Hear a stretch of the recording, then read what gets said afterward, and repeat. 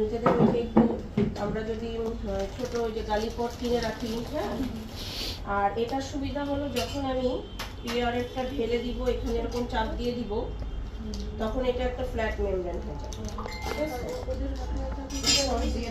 হ্যাঁ, এই যে আমাকে এইটা একটু ধরো, একটু ব্লাউজ পরি, নাহলে বাজে সব এখন স্টিচের জিনিসপত্র সব দাও।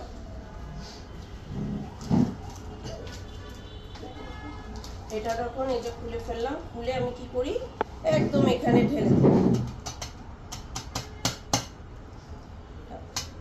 এই যে এটা সরাই দিলাম। আমাদের এই যে টুথ ফোর্সেপ দিয়ে আপনি এই পিআরএফটার এখানে ধরেন, এই যে পিআরএফ হয়ে গেছে আমাদের। হ্যাঁ, এটাকে এখানে আমি যেটা করি যে পিআরপি থাকে উপরে, একটু ব্লাড কম, এই জন্য পিআরপিটা নাই বেশি, পিআরপিটার মধ্যে এখানে ডুবায় রাখলে হয়। আমি সাধারণত যখন সকেটে দেই এটাকে আর ফ্ল্যাট করি না, এটাকে আমরা সকেটের ভিতরে দিয়ে সেলাই করে দিই।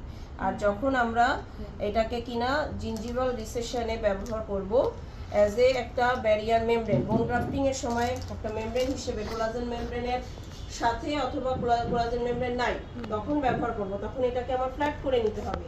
ফ্ল্যাট করতে হলে তখন যেটা করতে হবে, তখন এখানে রেখে আপনি এটা দিয়ে অথবা চাপ দিয়ে দিলাম, এটা হইলো। অথবা এটা ফ্ল্যাট করার জন্য আপনি এটার উপরে আপনার কোনো একটা ইনস্ট্রুমেন্ট অথবা এগুলা কিন্তু সব স্টেরাইলে আমার অটোক্লেভ করা জিনিসের মধ্যে করতে হবে। এটা গ্যালিপট রাখলে সেই গ্যালিপটটাও আমাকে অটোক্লেভ করে নিতে হবে।